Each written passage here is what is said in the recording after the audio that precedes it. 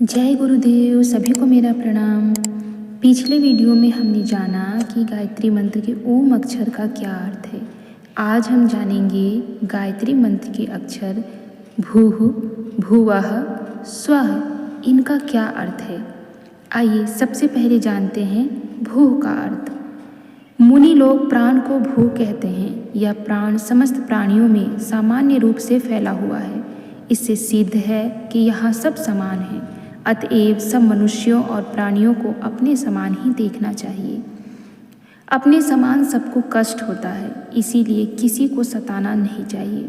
दूसरों के प्रति वही व्यवहार करने चाहिए जो हम दूसरों के लिए अपने लिए चाहते हैं।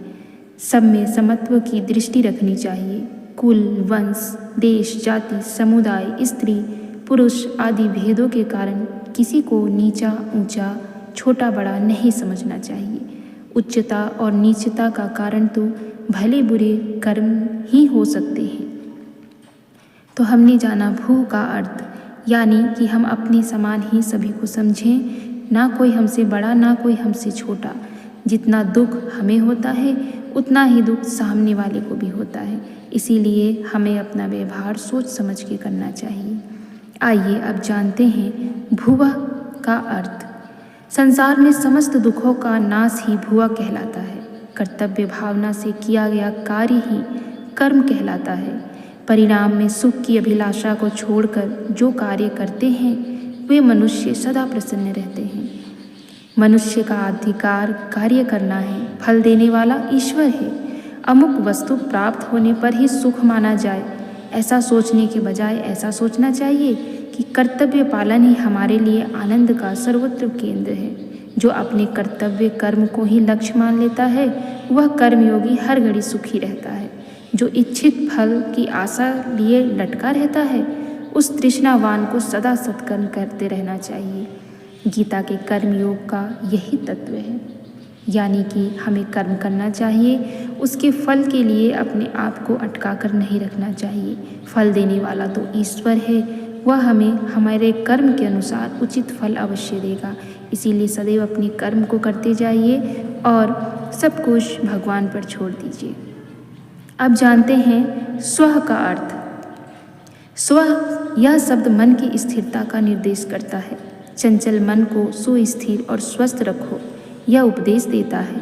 सत्य में निमग्न रहो, यह कहता है। इस उपाय से संयमी पुरुष तीनों प्रकार की शांति को प्राप्त करते हैं। अनिच्छित परिस्थिति प्राप्त होने का प्रायः मनुष्य शोक, दुख, क्रोध, द्वेष, दीनता, निराशा, चिंता, भय, बेचैनी आदि से उद्विग्न होकर अपना मानसिक संतुलन खो बैठते हैं और अनुकूल परिस्थिति प्राप्त होने पर अहंकार, मद, उद्दंडता, खुशी में फूलकर अस्वाभाविक आचरण करना, इतराना, अपव्यय, शेखी आदि से ग्रस्त हो जाते हैं।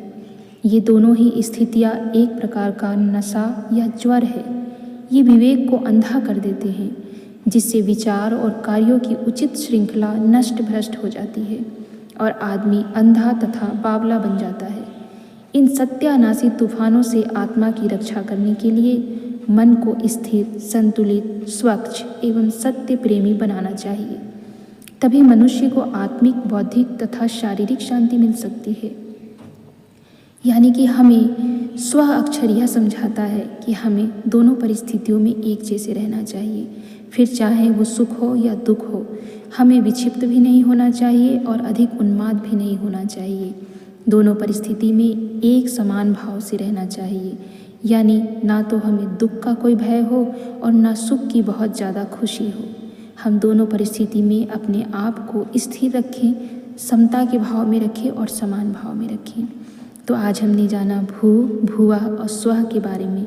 कल जानेंगे हम तत् के बारे में कि तत् शब्द क्या समझाता है। ऐसे ही गायत्री मंत्र के एक एक शब्द को, एक एक अक्षर को, एक एक पद को हम जानेंगे और हर एक का अर्थ समझकर उसे अपने जीवन में उतारेंगे। जय गुरुदेव दोस्तों।